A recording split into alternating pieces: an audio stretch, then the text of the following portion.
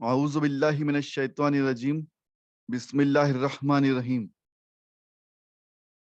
اللہم صلی علی سیدنا مولانا محمد وعلی آلِ سیدنا مولانا محمد وبارک وسلم۔ السلام علیکم ورحمۃ اللہ وبرکاتہ ومغفرتہ۔ اللہ تعالیٰ نے ایک مرتبہ پھر ہم سب کو اپنے دین کی خاطر اس دینی مجلس سے جڑنے کی توفیق عطا فرمائی۔ اس کا ہم جتنا شکر ادا کریں اتنا کم ہے کہ اس نے ہم سب کو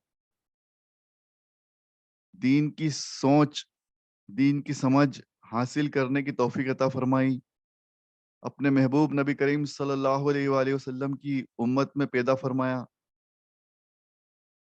اور اشرف المخلوقات میں پیدا فرمایا۔ اس سب کے لیے اللہ تعالیٰ کا جتنا شکر ادا کیا جائے اتنا کم ہے، اور ہمیں ہر لمحہ اللہ کا شکر گزار رہنا چاہیے۔ اللہ تعالیٰ اور اس کے محبوب نبی کریم صلی اللہ علیہ وسلم کو بھی یہ پسند ہے کہ بندہ اپنے رب کا شکر گزار بنے۔ اللہ تعالیٰ اپنے محبوب نبی کریم صلی اللہ علیہ وسلم کے ذریعے ہم سب کو حدیث مبارکہ کا علم عطا فرمایا اور ہم سب تک حدیث مبارکہ پہنچائی ہے، اور اللہ تعالیٰ نے اپنے محبوب کے ذریعے قرآن مجید بھی نازل فرمایا۔ ان کے قلب اطہر پر وحی کے ذریعے قرآن مجید اترا۔ تو ہم سب کی ذمہ داری ہے کہ ہم زیادہ سے زیادہ قرآن مجید کا مطالعہ کریں، قرآن مجید کو پڑھیں اور حدیث مبارکہ سیکھیں۔ ہماری دینی مجلس میں آج صحیح بخاری کی جو چند حدیث مبارکہ ہم پڑھیں گے اور سمجھنے کی کوشش کریں گے، ان کا موضوع بھی اخلاقیات سے ریلیٹڈ ہے اور اسی کا ایک پارٹ ہے ادب اور اخلاق کا، کہ ہمیں اپنی زندگی میں اور کیا کیا اعمال کرنا ہے۔ جو آنے والی ہماری آج ہم جو جن حدیث مبارکہ کو پڑھنے جا رہے ہیں، ان آنے والی حدیث مبارکہ میں ادب اور اخلاق کے ساتھ ساتھ پڑوسی کے حقوق آئیں گے انشاءاللہ۔ تو ہمیں ان تمام حدیث مبارکہ کو سمجھنا ہے، سیکھنا ہے اور انشاءاللہ اس پر عمل کرنا ہے۔ اللہ تعالیٰ قبول اور مقبول فرمائے، غلطیوں کو معاف فرمائے، آمین۔ حدیث نمبر 6012 میں حضرت انس بن مالک رضی اللہ عنہ نے بیان کیا ہے، وہ اس حدیث کے راوی ہیں، کہ نبی کریم صلی اللہ علیہ وآلہ وسلم نے فرمایا، اگر کوئی مسلمان کسی پیڑ کا پودا لگاتا ہے اور اس پیڑ سے کوئی انسان یا جانور کچھ غذا حاصل کرتا ہے، یا تو انسان اس کا فروٹ کھائے، پھل کھائے، سبزی کھائے، یا کوئی جانور کھائے، یہ اس کا مفہوم ہے، تو لگانے والے کے لیے وہ صدقہ بن جاتا ہے، الحمدللہ۔ یعنی کہ دیکھیے کتنے سالوں پہلے، 1400-1500 سال پہلے، اللہ کے محبوب ہمارے آقا نبی کریم صلی اللہ علیہ وآلہ وسلم انسانیت کو پلانٹیشن سکھا رہے ہیں، جس کے لیے آج جد و جہد چل رہی ہے، اور لوگ اس کو اب سمجھ رہے ہیں کہ پلانٹیشن کتنا ضروری ہے، گرین موومنٹ کتنا ضروری ہے۔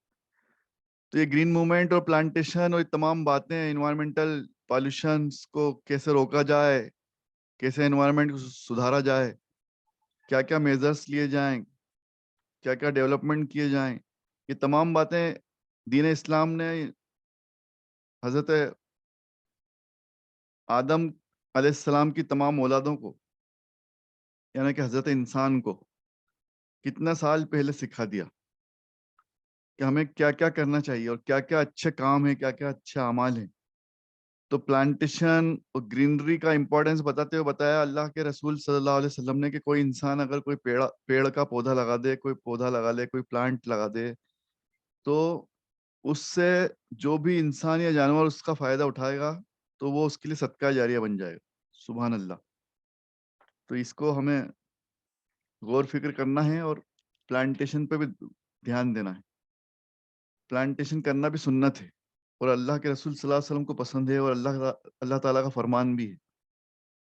تو ہمیں ان چیزوں کو سمجھنا ہے، یہ ہمیں بہت پہلے سمجھا دی گئی، سکھا دی گئی، جسے دنیا آج سمجھ رہی۔ حدیث نمبر 6014 میں حضرت عائشہ صدیقہ رضی اللہ عنہا سے روایت ہے، ام المومنین نبی کریم صلی اللہ علیہ وسلم سے یہ روایت کر رہی ہیں کہ آپ صلی اللہ علیہ وسلم نے فرمایا، حضرت جبرائیل علیہ السلام مجھے پڑوسی کے بارے میں بار بار اس طرح وصیت کرتے رہے کہ مجھے خیال گزرا کہ شاید پڑوسی کو وراثت میں شریک نہ کر دیں۔ مطلب دیکھیے کس طرح پڑوسی کا حقوق آیا ہے، پڑوسی کا حقوق کس طرح سے بیان کیے گئے، بار بار وہی اتری ہے، قرآن مجید اور حدیث مبارکہ میں اس کا ذکر آیا کہ پڑوسی کا ہم پر حقوق ہیں، یعنی کہ پڑوسی کا خیال رکھنا ہے، پڑوسی کو بہت زیادہ اس کا خیال رکھنا ہے۔ اور حضرت جبرائیل علیہ السلام جب وہی لے کے نازل ہوتے تھے یا کوئی حکم لے کے آتے اللہ تعالیٰ کا، کو آپ صلی اللہ علیہ وسلم کو یہ خیال گزرتا کہ کہیں ایسا نہ ہو کہ وراثت میں پڑوسی کو حصہ دینا پڑ جائے، یعنی کہ عام انسان کے لیے ان کو فکر ہو رہی ہے۔ آپ صلی اللہ علیہ وسلم اس عمل کو کرنے میں نہیں کترا رہے، آپ صلی اللہ علیہ وسلم تو اللہ کے ہر فرمان کو حکم بجا لانے کے لیے تیار کھڑے ہیں، لیکن ان کو یہ فکر تھی کہ میری امت کو یہ گرا نہ گزرے، یعنی کہ بھاری نہ پڑ جائے کہ اپنے مال میں سے، اپنی مال و دولت، اپنے مکان جائیداد میں سے پڑوسی کو وراثت میں حصہ نہ دینا پڑ جائے ان لوگوں کو۔ تو پڑوسی کا بہت بڑا حق ہے، ہم پر بہت زیادہ حق ہیں پڑوسی کے۔ 6016 میں نبی کریم صلی اللہ علیہ وسلم نے بیان کیا کہ یا اللہ، وہ ایمان والا نہیں، وہ ایمان والا نہیں، وہ ایمان والا نہیں، واللہ لفظ کے ساتھ 3 مرتبہ یہ فرمایا، واللہ وہ ایمان والا نہیں۔ تو صحابہ کرام نے عرض کیا کہ یا رسول اللہ صلی اللہ علیہ وسلم کون؟ فرمایا وہ جس کے شر سے، جس کی برائی سے اس کا پڑوسی محفوظ نہ ہو۔ اللہ اکبر۔ اللہ تعالیٰ ہم سب کو معاف فرمائے اور ہمیں صحیح عمل کرنے کی توفیق عطا فرمائے۔ استغفر اللہ ربی من کل ذنب واتوب الیہ۔ ہم سب کو اپنے پڑوسی کا بہت خیال رکھنا ہے۔ کوئی بھی شخص ایمان والا نہیں ہو سکتا، اس کا مفہوم یہ ہے جب تک کہ وہ اپنے پڑوسی کے لیے حق میں بہتر نہ ہو، یا اس کے پڑوسی کو اس سے تکلیف نہ پہنچتی ہو، ایسے اعمال وہ کرے۔ اگر خدا نہ خواستہ اس کے پڑوسی کو اس سے تکلیف پہنچتی ہے، یعنی کہ وہ اس میں کوئی شر ہے، برائی ہے جس سے پڑوسی محفوظ نہ ہو، تو پھر وہ ایمان والوں میں شامل نہیں ہوگا، شمار نہیں ہوگا۔ تو دیکھیے یہ بھی کتنے اچھے مینرز، کتنے اچھے اخلاق، کتنے اچھے ادب ہمیں سکھائے گئے کہ ہمیں پڑوسی کا خیال رکھنا ہے۔ دنیا بہت بعد میں سیکھی ادب، اخلاق اور مینرز، دین اسلام نے ہمیں سب سے پہلے سکھا دیا، بس ہمیں اس پر عمل کرنے کی دیر ہے۔ اگر آج کوئی انسان دین اسلام کی طریقے پر زندگی بسر کرے گا، اس کا کیریکٹر دین اسلام کی طرح ہو جائے گا، تو اس سے بہترین برانڈ ایمبیسڈر کوئی نہیں ہو سکتا۔ اس کو ہر قسم کے لوگ، ہر دھرم جاتی کے لوگ پسند کریں گے۔ دیر صرف یہ ہے کہ ہمیں اس کو اپنانا ہے، اپنے زندگی میں ان تمام باتوں کو اتارنا ہے جو آپ صلی اللہ علیہ وسلم کے ذریعے ہم تک پہنچی ہے، تو ہر شخص ہمیں پسند کرے گا۔ آگے ٹاپک جو ہیڈنگ جو آ رہا ہے کہ جو اللہ اور آخرت کے دن پر ایمان لاتا ہے یا رکھتا ہے، وہ اپنے پڑوسی کو تکلیف نہ پہنچائے، یعنی کہ ایمان کا حصہ بنا دیا ہے۔ اللہ اور آخرت کے پر ایمان لانا ایمان کی پہلی شرط ہے، اللہ تعالیٰ پہ ایمان لانا اور قیامت کے دن پر، آخرت کے دن پر، یہ بیسک نیڈس ہیں ایمان کی۔ تو اس میں ساتھ میں جوڑ دیا کہ وہ اپنے پڑوسی کو تکلیف نہ پہنچائے۔ حدیث نمبر 6018 میں حضرت ابو ہریرہ رضی اللہ عنہ نے بیان کیا ہے، ان سے روایت ہے کہ نبی کریم صلی اللہ علیہ وسلم نے فرمایا، جو کوئی اللہ اور آخرت کے دن پر ایمان رکھتا ہوا اپنے پڑوسی کو تکلیف نہ پہنچائے، اور جو کوئی اللہ اور آخرت کے دن پر ایمان رکھتا ہوا اپنے مہمان کی عزت کرے، اور جو کوئی اللہ اور آخرت کے دن پر ایمان رکھتا ہوا اپنی زبان سے جو بھی بات کرے وہ اچھی بات کرے، اچھی بات نکالے، اچھی بات کرے، ورنہ خاموش رہے۔ یعنی کہ یہ بات صاف ہو گئی کہ پڑوسی کا خیال رکھنا ہے، اور اپنے پڑوسی کو اپنی برائی سے محفوظ رکھنا ہے، تکلیف نہیں پہنچانا ہے، مہمان کی عزت کرنا ہے، اور آخرت پر ایمان رکھتے ہوئے آگے یہ بتایا کہ زبان سے اچھی بات نکالنا ورنہ خاموش رہنا. تو کم بولنا بھی اچھی بات ہے, کوئی برائی نہیں ہے, خاموش رہیں تو بھی بہتر ہے, کم سے کم گناہ سے بچے گا. ضرورت سے زیادہ بولنے والا, بلا وجہ بولنے والا, فالتو بات کرنے والا اللہ اس کے رسول صلی اللہ علیہ وسلم کو پسند نہیں ہے. تو جب بھی بولو اچھی بات کرو ورنہ خاموش ہو. خاموشی اختیار کر لینا اچھی بات.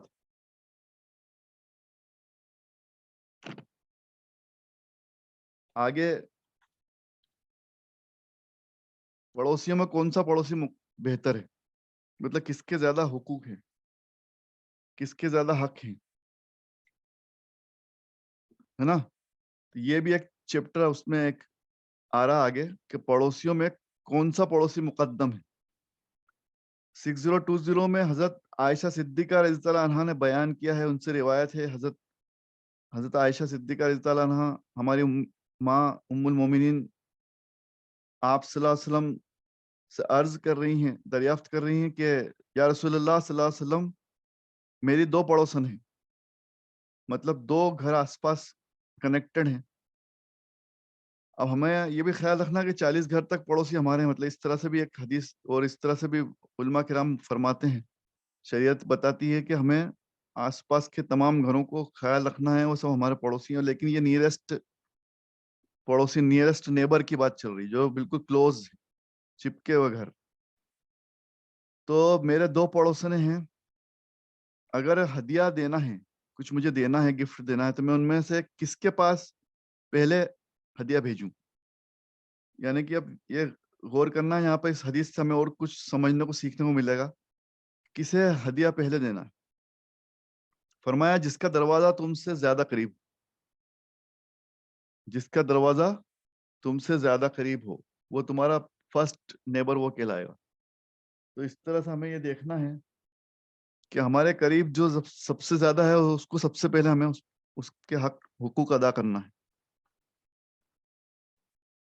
6022 میں نبی کریم صلی اللہ علیہ وسلم نے فرمایا ہر مسلمان پر صدقہ کرنا ضروری ہے. صحابہ کرام نے عرض کیا کہ اگر کوئی چیز کسی کو صدقے کے لیے میسر نہ ہو, یعنی کہ کسی کے پاس کچھ نہیں ہو, تو آپ نے فرمایا پھر اپنے ہاتھ سے کام کرے اور اس سے خود کو بھی فائدہ پہنچائے اور صدقہ بھی کرے. صحابہ کرام نے عرض کیا کہ اگر اس میں اس کی طاقت بھی نہ ہو کہ وہ کچھ کر سکے, یعنی کسی کے کام آ سکے, تو آپ صلی اللہ علیہ وسلم نے فرمایا کہ پھر کسی حاجت مند پریشان حال کی مدد کرے. مطلب ہاتھ سے کما کے بھی اگر کسی کو نہیں دے سکتے تو کم سے کم اس کی مدد کر دو. صحابہ کرام نے عرض کیا اگر وہ یہ بھی نہ کر سکے, فرمایا کہ پھر بھلائی کی طرف لوگوں کو بلا لے, ہے نا. امر بالمعروف جو ہم اکثر پڑھتے ہیں کہ سورہ آل عمران کا میں, اور ہم نے یہ پڑھا بھی ہے کہ اللہ کے رسول صلی اللہ علیہ وسلم نے فرمایا ہے, اور اللہ تعالیٰ کا فرمان ہے کہ لوگوں کو نیکی کی طرف بلاؤ, نیکی کی دعوت دو, برائی سے روکو, یہ بھی پسندیدہ عمل ہے. تو وہی بات یہاں آ رہی ہے کہ امر بالمعروف کریں, کم سے کم یہ بھی ایک صدقہ, بہترین صدقہ ہے. اگر کسی کو آپ فائنینشلی سپورٹ نہیں کر سکتے تو کم سے کم اس کو برائی سے روکنا اور نیکی کی طرف لے جانا, یہ بھی بہترین صدقہ ہے. عرض کیا اگر کوئی یہ بھی نہ کر سکے تو آپ صلی اللہ علیہ وسلم نے فرمایا کہ پھر برائی سے روکا رہے, خود رکا رہے, یہ بھی اس کے لیے صدقہ ہے. مطلب کتنا بہترین مذہب ہے ہمارا کہ آپ کسی کو فائنینشیل ڈونیشن چیریٹی کریں تو بہتر ہے, نہیں کر پائیں تو اس کو فزیکل سپورٹ کریں, نہیں کر پائیں تو اس کو کم سے کم اس کو صحیح ڈائریکشن دے دیں, صحیح گائیڈنس دے دیں. صحیح گائیڈنس دینا, برائی سے روکنا, بھلائی کی طرف لے جانا, یہ بھی صدقہ ہے. اور کم سے کم خود بھی برائی سے رکا رہے. اگر کچھ بھی نہیں کر سکتا, کوئی طاقت نہیں ہے, کوئی علم نہیں ہے, تو کم سے کم برائی سے رکا رہے. اس کو بھی اللہ تعالیٰ پسند فرما رہا ہے, اس کو بھی صدقے میں شامل کر رہا. تو کتنی بہترین باتیں اس میں آئی ہیں. حدیث نمبر 6024 میں نبی کریم صلی اللہ علیہ وسلم کی زوجہ محترمہ حضرت عائشہ صدیقہ رضی اللہ عنہا نے پھر اس کو بیان کیا ہے, اور راوی ہیں کہ کچھ یہودی رسول اللہ صلی اللہ علیہ وسلم کے پاس آئے اور کہا السلام علیکم, کہا السلام علیکم, استغفر اللہ نعوذ باللہ, یعنی کہ تمہیں موت آ جائے.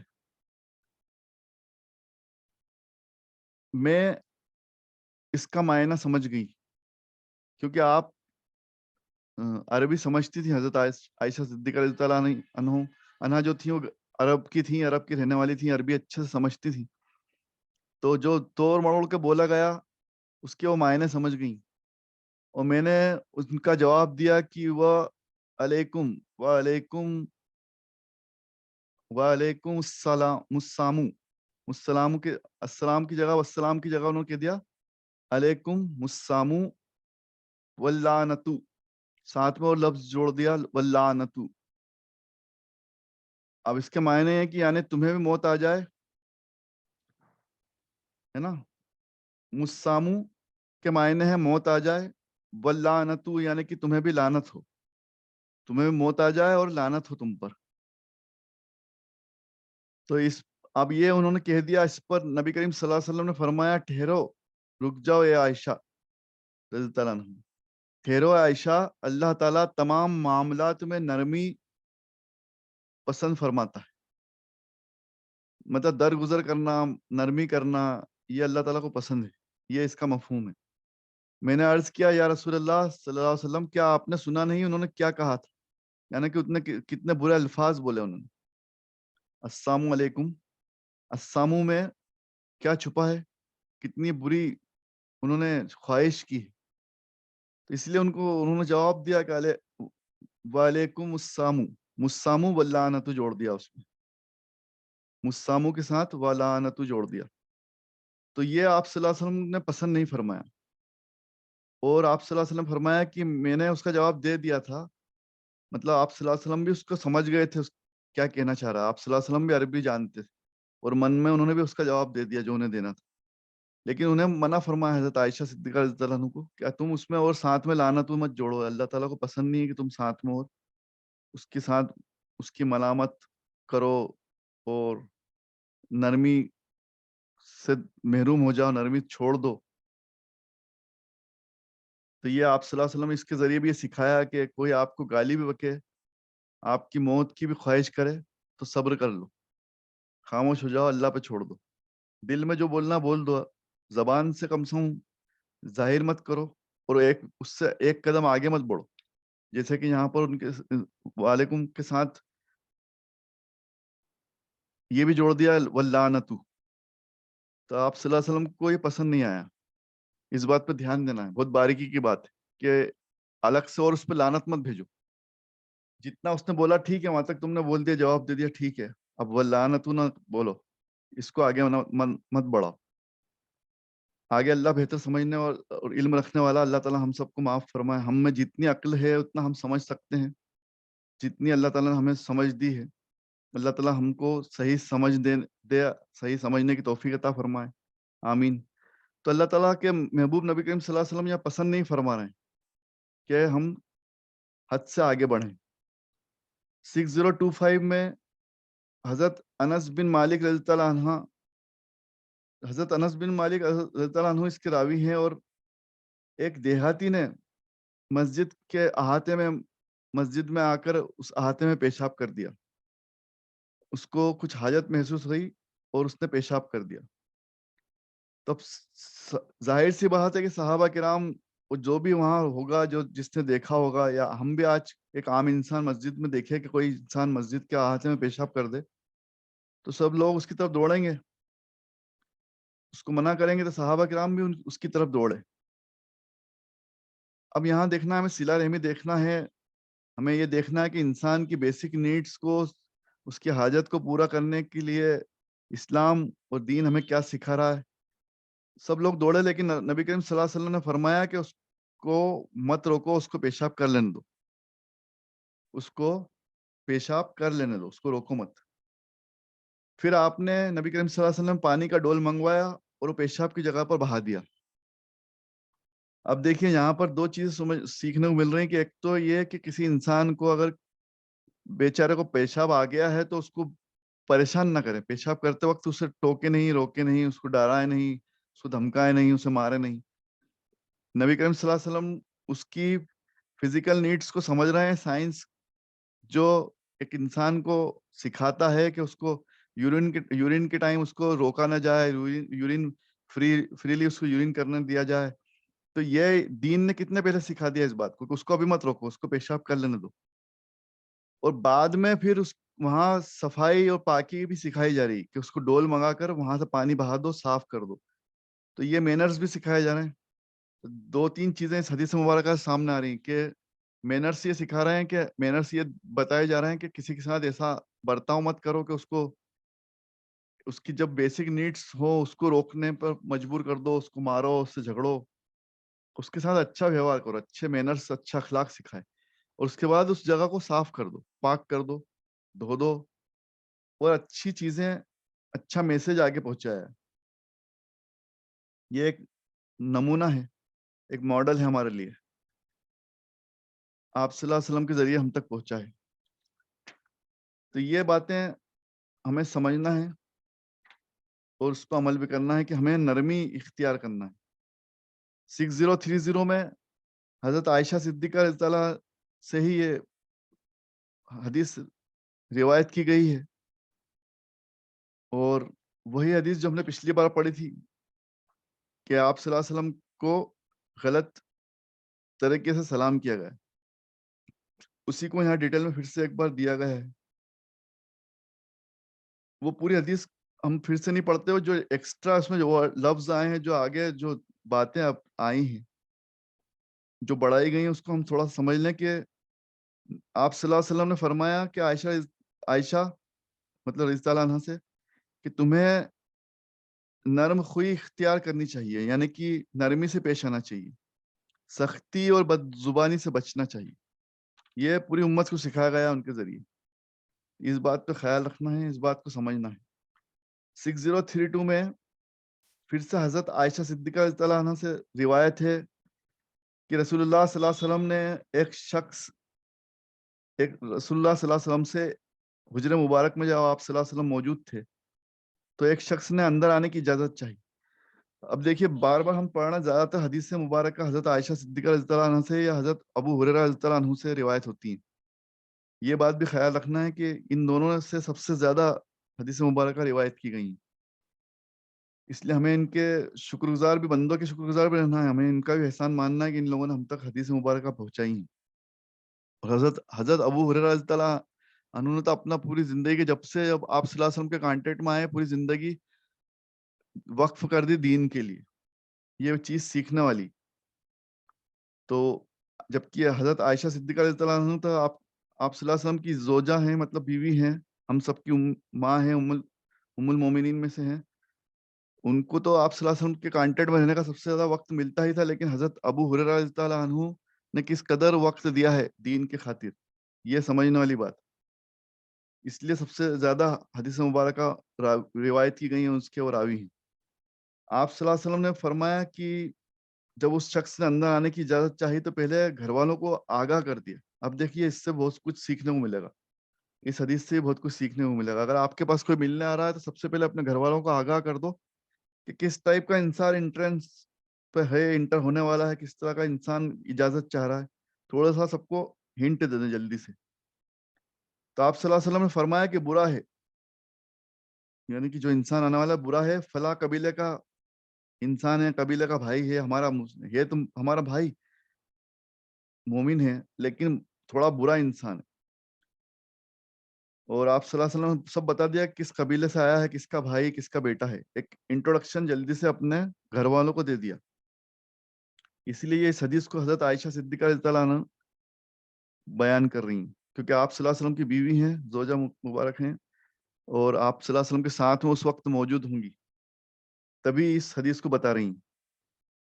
تو اس انسان کا انٹروڈکشن دینے کے بعد آپ صلی اللہ علیہ وسلم نے اجازت دے دی اس کو آنے کے لیے. پھر جب وہ آپ صلی اللہ علیہ وسلم کے پاس آ کر بیٹھا تو آپ اس کے ساتھ بہت خوش اخلاقی کے ساتھ پیش آئے, بہت اچھے سے بات چیت کی, بہت مینرفلی بات کی. وہ شخص جب چلا گیا تو آپ حضرت عائشہ صدیقہ رضی اللہ عنہا نے آپ سے عرض کیا کہ یا رسول اللہ صلی اللہ علیہ وسلم, جب آپ نے اسے دیکھا تھا تو اس کے بارے میں یہ کلمات فرمائے تھے, یعنی کہ شروع میں جو کلمات آئے ہیں, جو بات آئی ہے کہ برا انسان ہے, فلاں قبیلے کا بھائی ہے, فلاں کا بیٹا ہے. جب آپ اس سے ملے تو بہت ہی خندہ پیشانی سے ملے, بہت اچھے سے ملے, بہت مینرفلی ملے. تو جواب میں آپ صلی اللہ علیہ وسلم نے فرمایا, عائشہ تم نے مجھے بدگو کب پایا, یعنی کہ برا کب پایا, میں نے برے اعمال, برے بیڈ مینرز کب کیے, تم نے کب دیکھا کہ میں نے زندگی میں کبھی بیڈ مینرز کیے ہوں؟ کتنی اچھی بات ہے. اللہ کے یہاں قیامت کے دن وہ لوگ بدترین ہوں گے جن کی برائی کے ڈر سے لوگ ان سے ملنا چھوڑ دیں. استغفر اللہ. اب یہ اپنا خیال ہے کہ ہو سکتا ہے وہ دین والا ہو بھی نہیں, ہو بھی کہ ہو نہیں ہو, یہ بھی اللہ بہتر جانتا ہے, اس کے رسول صلی اللہ علیہ وسلم جانتے ہیں. ہمارا ایک خیال ہے صرف کہ وہ ہو سکتا ہے وہ ایمان والوں سے ہوگا, ہو سکتا نہیں بھی ہو. یہ اللہ بہتر جانتا ہے کہ وہ ایمان والا بھی تھا کہ نہیں تھا, ایمان والوں میں شمار تھا یا نہیں تھا. لیکن آپ صلی اللہ علیہ وسلم نے اس سے بہت اچھے طرح سے ملے, بہت اخلاق کے ساتھ ملے, اور بلکہ یہ بتایا کہ مجھے تم نے کب برا دیکھا, یا میں نے کبھی کسی کے ساتھ برا کب کیا, بیڈ مینرز میرے کب تم نے دیکھے, یہ سوال بھی پوچھا. اور ساتھ میں فرما دیا کہ اللہ کے یہاں قیامت کے دن وہ لوگ بدترین ہوں گے جن کی برائی کے ڈر سے لوگ ان سے ملنا چھوڑ دیں, یعنی کہ اس بیکار طریقے سے, اتنا بیکار طریقے سے اس طرح سے ملتے ہوں گے کہ دھیرے دھیرے لوگ ان سے ملنا ہی پسند نہیں کریں, ہے نا. اکثر کچھ لوگوں کی عادت ہوتی ہے, اللہ تعالیٰ ہم سب کو معاف فرمائے, سب کو صحیح سمجھ عطا فرمائے, کہ اس طریقے سے ملتے ہیں کہ برے لفظ بولنا, گھمنڈ دکھانا, گالیاں بکنا, ہے نا, اکڑ دکھانا, تو ان سے پھر لوگ ملنا پسند کرتے نہیں, ان کو ملنا چھوڑ دیتے ہیں, دھیرے دھیرے ان سے ملنا پسند نہیں کرتے. تو ایسے لوگوں کے لیے اللہ تعالیٰ کے رسول صلی اللہ علیہ وسلم نے فرما دیا کہ قیامت کے دن وہ لوگ بدترین ہوں گے, ان کے حال بہت برے ہوں گے, ان کو اچھے لوگوں میں شمار نہیں کیا جائے.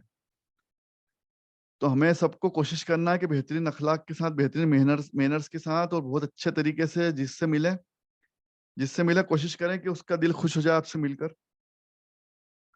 اور وہ اس کو تسلی ملے آپ سے مل کر, اس کو سکون ملے, اور اس کو جتنا آپ سے بنے اس کی مہمان نوازی کریں, جتنا اچھا آپ سے ہو سکے اس سے اچھی طرح سے بات کریں, اس کے سوالوں کا جواب دیں, اس کو ریلیکس کریں, اس کو سپورٹ کریں, مطلب اچھی طرح سے اس کو, ہر طرح سے اس کو آپ سے مل کر خوشی اور سکون محسوس ہو, نہ کہ وہ آپ سے مل کر پریشان ہو جائے. کچھ لوگ ایسے ہیں جن سے ہم مل لیتے ہیں تو وہ ہماری پریشانی اور بڑھ جاتی ہے, ان سے بات کر ان سے مل کر ہم اور پریشان ہو جاتے ہیں.